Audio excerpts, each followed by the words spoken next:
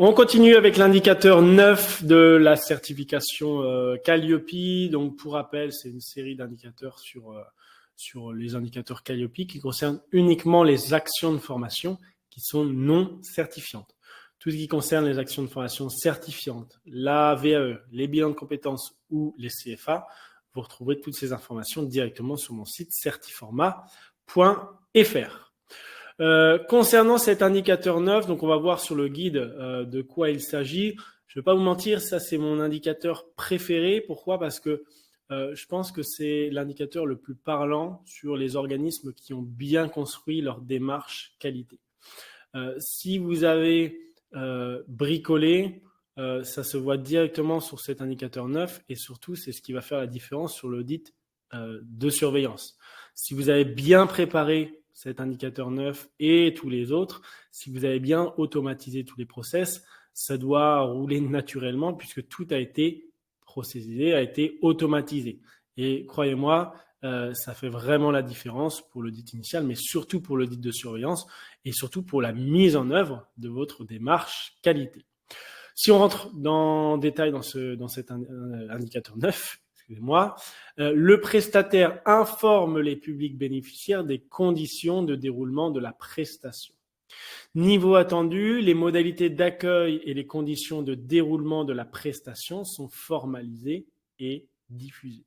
Donc là, tout simplement, ce qu'on nous demande, c'est de prévenir, d'informer les apprenants du déroulement de la formation. En termes de non-conformité, donc là, on est sur une non-conformité mineure, ce qui nous importe peu puisque de toute façon, on va répondre au niveau attendu. Exemple d'éléments de preuve, donc là, il y a énormément de choses qu'on peut montrer. Le règlement intérieur qui, pour rappel, est un document qui est obligatoire quand vous faites de la formation. Le livret d'accueil, convocation, CGU, nom des référents pédagogiques et administratifs, organigramme. Alors, ils mettent dans cet indicateur 9. L'organigramme, c'est plutôt pour le 18, qu'on verra tout à l'heure. Aspect périphérique à la formation, oui, on peut le montrer dans cet indicateur-là. On peut aussi le montrer dans le 17, qu'on verra également tout à l'heure. Les modalités d'accès, de suivi, OK.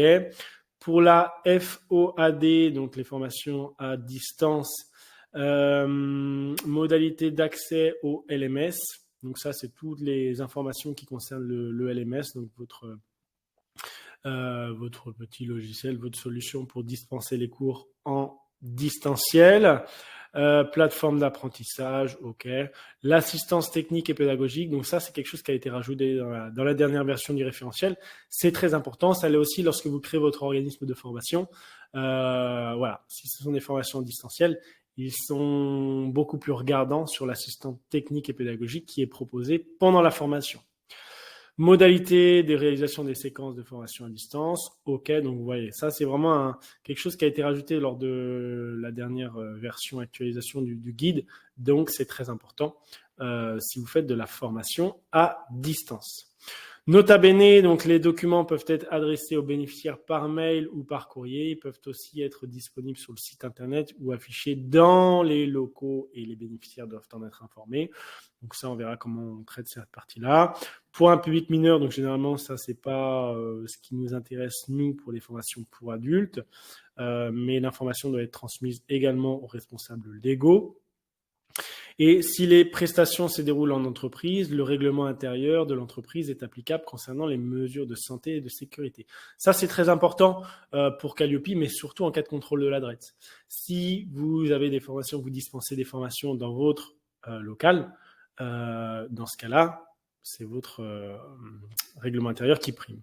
Si vous allez maintenant dispenser les formations chez un client, c'est toujours votre règlement intérieur qui prime, hors mesure sur la santé et la sécurité. Donc ça, c'est important.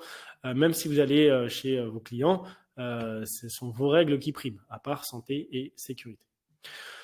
Sous-traitance, lorsque la prestation échantillonnée est une prestation pour laquelle l'organisme intervient en sous-traitance, l'organisme certificateur tient compte des missions confiées pour l'appréciation de cet indicateur. Donc ça, c'est important si vous travaillez exclusivement en sous-traitance, généralement la majorité des cas.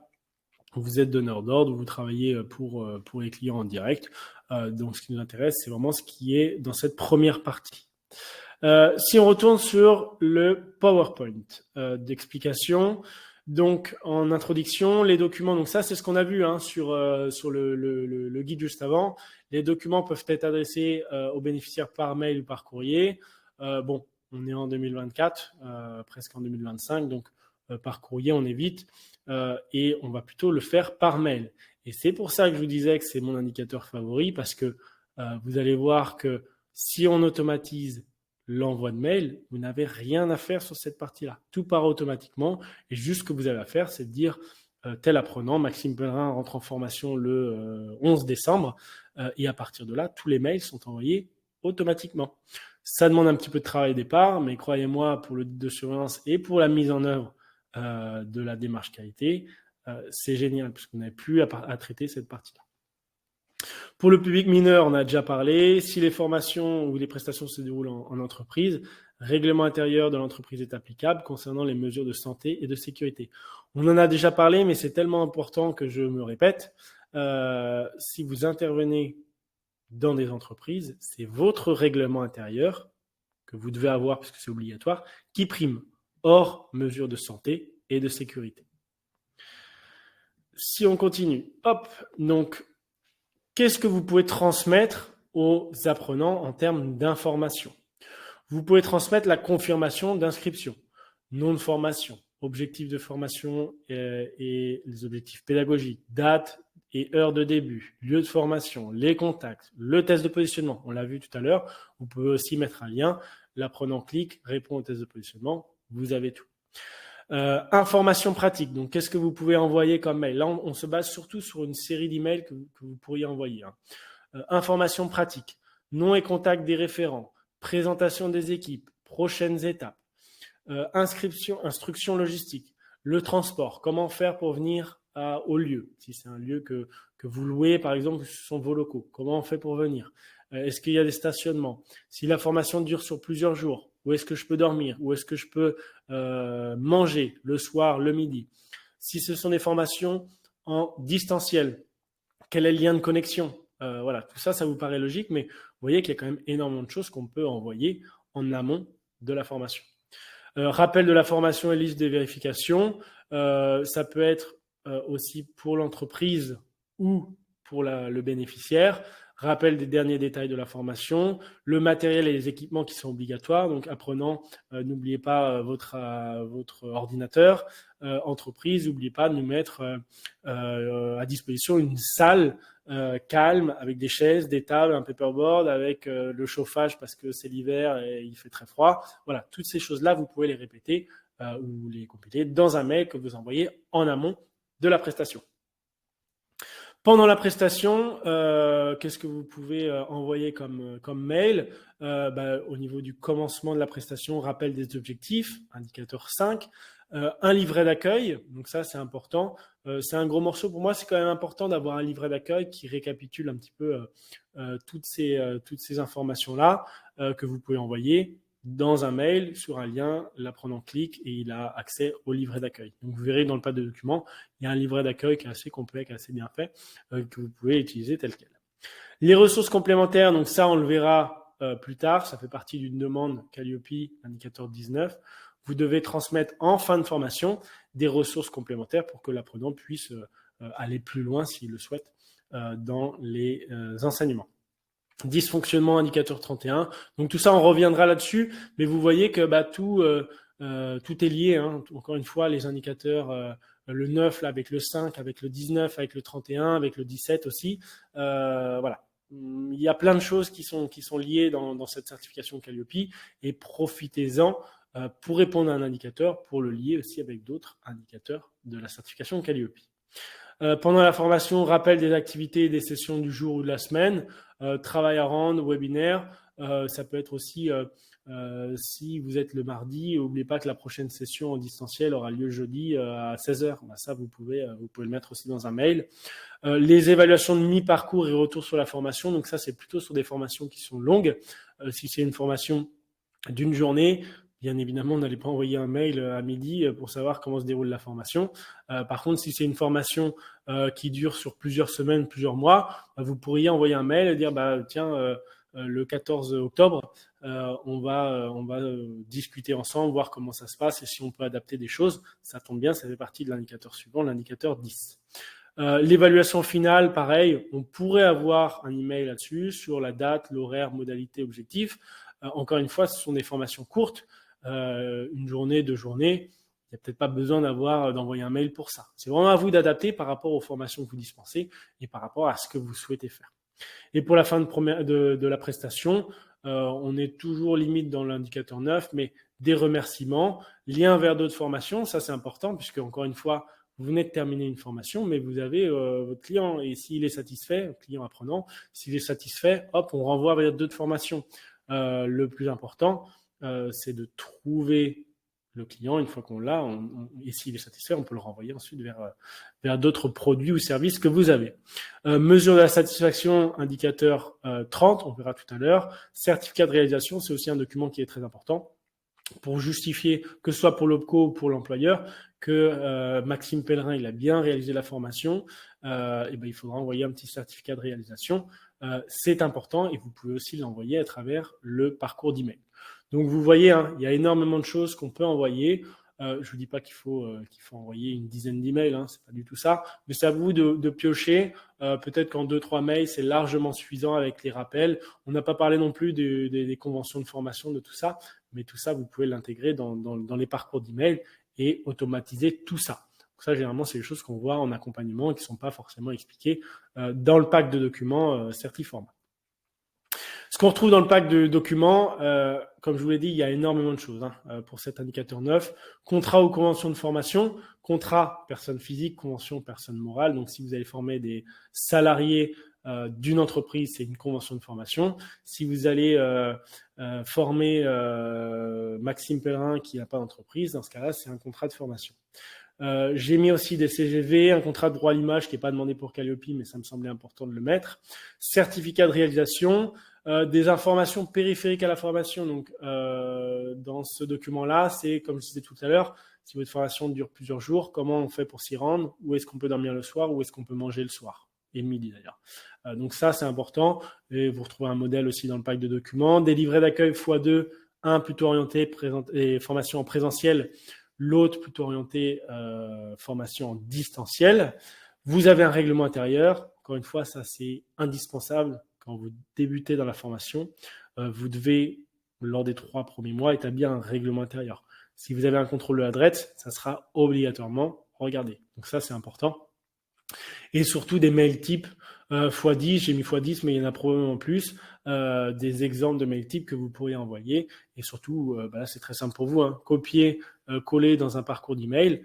Et votre travail à vous, c'est juste de dire que Maxime Pellerin, il commence, ou tel apprenant, il commence le 9 octobre, la formation. Et hop, parce que vous l'avez rentré dans le parcours d'email, 4 jours plus tard, il y a tel mail qui est envoyé, 2 semaines plus tard, il y a tel mail qui est envoyé, et vous n'avez plus rien à faire. Vous avez suffisamment d'autres choses à faire dans la formation pour ne pas penser aux mails que vous devez envoyer, pour être sûr d'avoir envoyé les bonnes informations. Quand vous débutez, vous pouvez le faire à la main, c'est simple, vous avez 1, 2, 3 apprenants, très bien. L'objectif, j'imagine, c'est de grossir un petit peu. Si demain, vous avez 10, 20 formations, c'est peut-être mieux d'avoir quelque chose qui fonctionne et qui part automatiquement, des mails qui partent automatiquement. Donc, pour résumer sur cet indicateur 9, vous devez informer les publics bénéficiaires des conditions de déroulement de la prestation. Vous devez le faire en amont de la formation et pendant la formation également. L'après, on le traitera plutôt pour l'indicateur 19, mais dans cet indicateur 9, là, c'est vraiment toute la diffusion d'informations en amont et pendant la formation. Pensez aux éléments de preuve. Donc, si vous avez un parcours d'email, c'est très simple. C'est de se dire la formation du 11 septembre avec tel apprenant. Regardez, j'ai envoyé le mail 1 un mois avant, ce qui respecte bien le délai de rétractation avec la convention. Ensuite, on lui a envoyé un deuxième mail, troisième mail, quatrième mail. Il a répondu. Voilà, tout ça, il faut l'extraire, vous le mettez dans un dossier et pour l'audit initial, c'est très simple. Mes recommandations, vous l'avez compris, automatiser un parcours d'email individualisé entre guillemets, parce que vous pouvez avoir quelque chose de général et ensuite, vous pouvez complexifier un petit peu la chose. C'est se dire, si vous avez une réponse à tel mail, alors il va dans un autre chemin. Voilà. Ça, à vous de l'automatiser, à voir comment vous voulez rendre complexe cette partie-là. Mais croyez-moi, c'est facile de automatiser quelque chose simplement qui vous fera économiser énormément de temps par la suite. C'est vraiment important parce que, encore une fois, l'audit initial, pas de problème. Audit de surveillance, vous le voyez, hein, il y a beaucoup de choses à faire et si vous n'automatisez pas vos tâches, vous allez vous perdre et c'est bien normal parce qu'il y a énormément de choses à faire. Recommandation aussi, diffusez votre livret d'accueil et votre règlement sur votre plateforme ou dans votre parcours d'email. Comme ça, en cas de contrôle de l'adresse, parce que là, on parle de Calliope, mais il y a aussi l'adresse qui peut venir vous contrôler. Comme ça, vous êtes tranquille, pas forcément sur le livret d'accueil, mais surtout sur le règlement intérieur. Vous devez faire en sorte que les apprenants en aient connaissance avant le début de la formation. Envoyez-le, hop, dans un parcours d'email. Comme ça, vous êtes tranquille. Voilà pour cet indicateur 9 concernant les conditions de déroulement de la prestation. Je peux vous accompagner donc toujours de la même façon, hein, de façon différente. Certiformat des packs de documents prêts à l'emploi, où on va plus loin forcément que ce que vous avez dans la vidéo. Et surtout, vous avez toutes les trames, donc ce qui vous fait gagner un temps énorme sur la préparation à Calliope. Ce sont des documents qui sont conformes, il y en a environ 200, et surtout qui sont régulièrement mis à jour. Donc, pas d'inquiétude, hein, il est mis à jour tous les 3, 4, 5, 6 mois, suivant les évolutions. Donc, quoi qu'il arrive, les documents sont à jour. Vous retrouverez aussi des conseils, des recommandations sur chacun des documents. Il y a un petit encadré bleu bon à savoir, ce qui fait le lien avec le référentiel, mais ce qui fait le lien aussi avec les autres documents du pack, pour vraiment être le plus complet possible et pour que vous puissiez obtenir Calliope le plus rapidement et facilement possible. C'est vraiment l'objectif avec Certiformat. Tandis qu'à Malia, on prend plus notre temps, on va plus loin puisque c'est de l'accompagnement personnalisé, une vingtaine d'heures environ en visioconférence avec un petit peu de travail personnel à côté. On s'appuie sur ce même pack documentaire de 200 modèles et surtout je vous prépare à l'audit, hein, audit blanc, on revoit le discours, on revoit le discours, on revoit éventuellement les éléments de preuve. L'idée c'est que vous soyez parfaitement serein le jour de l'audit pour obtenir Calliope très facilement parce que vous avez été bien préparé en amont. Ça fait 4 ans que je fais ça, donc vous inquiétez pas, vous serez bien préparé pour Calliope et je garantis même une obligation de résultat. C'est normal. Si vous prenez l'accompagnement personnalisé, vous êtes sûr à 400% d'avoir la certification Calliope et surtout d'avoir une démarche qualité qui s'intègre parfaitement dans vos fonctionnements, ce qui est parfait aussi pour l'audit de surveillance. Voilà pour l'indicateur 9. Prochaine vidéo, l'indicateur 10 sur l'adaptation de vos formations. Une petite vidéo qui ne devrait pas durer très très longtemps. Et ensuite, on continue la série de vidéos.